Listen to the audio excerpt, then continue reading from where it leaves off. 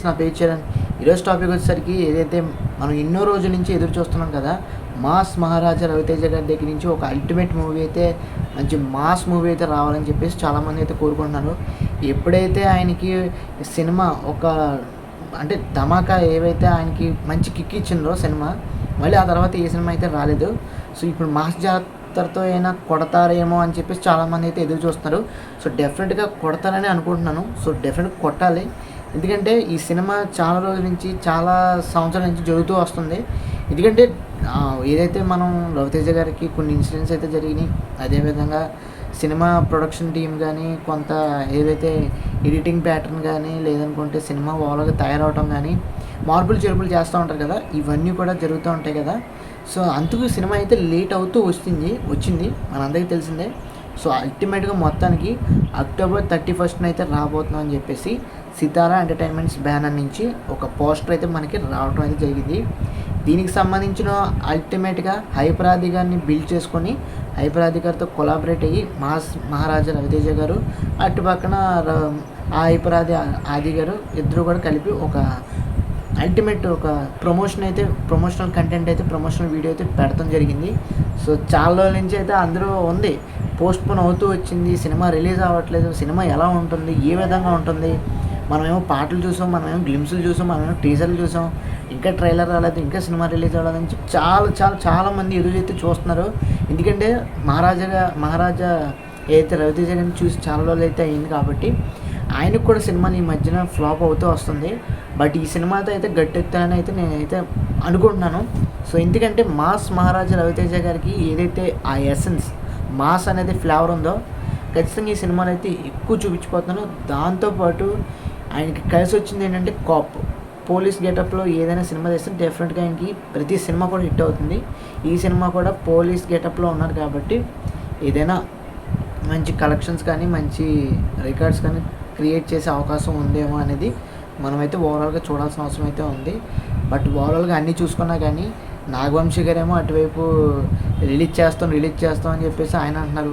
ఒక విధంగా ఆయనేమో ట్విట్టర్లో స్లో డౌన్ అయిపోయారు, ఏం మాట్లాడలేదు. ఏదైతే వార్ 2లో ప్రీ రిలీజ్ ఈవెంట్లో ఆయన ఇచ్చిన స్పీచ్కి చాలామంది ఇది మన బాధ్యత అనే దానికి చాలామంది అయితే నెగిటివ్ టాక్ అయితే వచ్చింది, నెగిటివ్గా స్ప్రెడ్ అయితే ఎక్కువ చేస్తారు. ఎందుకంటే యూత్ని, అదేవిధంగా టీఎఫ్ఐ బానిసాన్ని కొంతమంది ఈ మధ్య బాగా మాట్లాడుతున్నారు కదా, యూత్ కానీ, సినిమా లవర్స్ కానీ అందరూ కూడా సినిమాకి ఎడిక్ట్ అయిపోయి ఓవర్గా సినిమాకి ఏ సినిమా పడితే ఆ సినిమా చూసేయడం వల్ల వాళ్ళు కొంత అంటే మూవీ ప్రొడ్యూసర్స్కి డబ్బులు అయితే వచ్చేస్తున్నాయి, కానీ నిజం చెప్పాలంటే వీళ్ళైతే లైఫ్ని స్పాయిల్ చేసుకుంటున్నట్టే కదా. వాళ్ళ కెరీర్ మీద కాన్సన్ట్రేట్ చేయాలి, వాళ్ళ ఫ్యూచర్ మీద కాన్సన్ట్రేట్ చేయాలి, వాళ్ళ జాబ్స్ కావాలి, వాళ్ళు బిజినెస్ చేసుకునే వాళ్ళకి బిజినెస్ చేసుకోవాలి. సో ఇన్ని వేరియస్ ఆస్పెక్ట్స్ అయితే వాళ్ళకు ఉంటాయి, కోరికలు అయితే ఉంటాయి. ఇవన్నీ సంబంధించిన డబ్బులు కానీ, సేవింగ్స్ కానీ సినిమాకి తగిలిస్తే ఏ విధంగా ఉంటుంది, అది బాధ్యత అయితే కాదు కదా.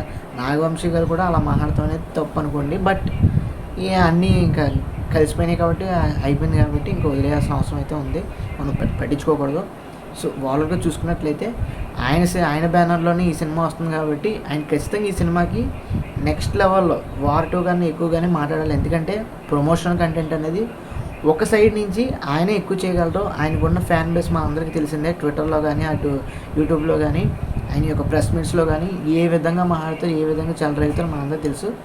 ఆయన ఈ సినిమాకి కొంచెం బాగా ప్రమోషన్స్ చేసి వర్క్ చేస్తే కనుక రవితేజ గారికి బెనిఫిట్ అవుతుంది. ఇంకో పక్కన ఏంటంటే రవితేజ గారు కూడా ఆయన డైరెక్టర్ గారు, హీరో గారు, హీరోయిన్ గారు మొత్తం అందరూ కలిసి ఏదన్నా ఇంటర్వ్యూస్ లాంటివి కానీ, ప్రెస్ మీట్స్ లాంటివి కానీ ఇలాంటివి ఏదైనా చేసినట్లయితే కొంచెం ప్రమోషనల్ మెటీరియల్ అనేది డెవలప్ అవుతుంది.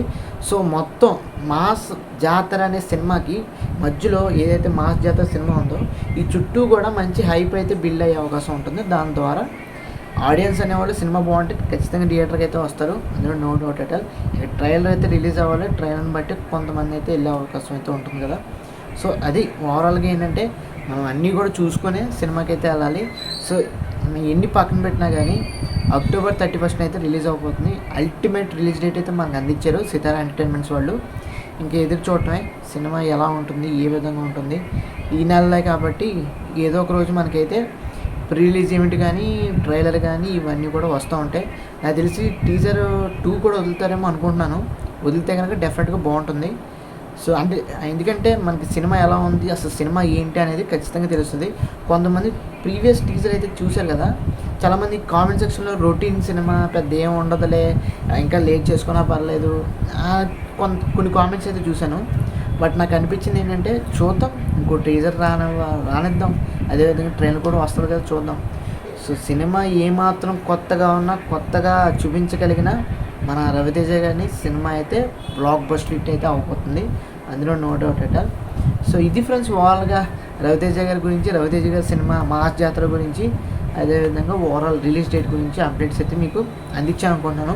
మీకు ఏ మాత్రం మన వీడియోస్ మీకు నచ్చినట్లయితే, ఇన్ఫర్మేటివ్గా అనిపిస్తే తప్పకుండా మన ఛానల్కి అయితే లైక్ చేయండి, షేర్ చేయండి, సబ్స్క్రైబ్ చేసుకోండి. Thanks for watching.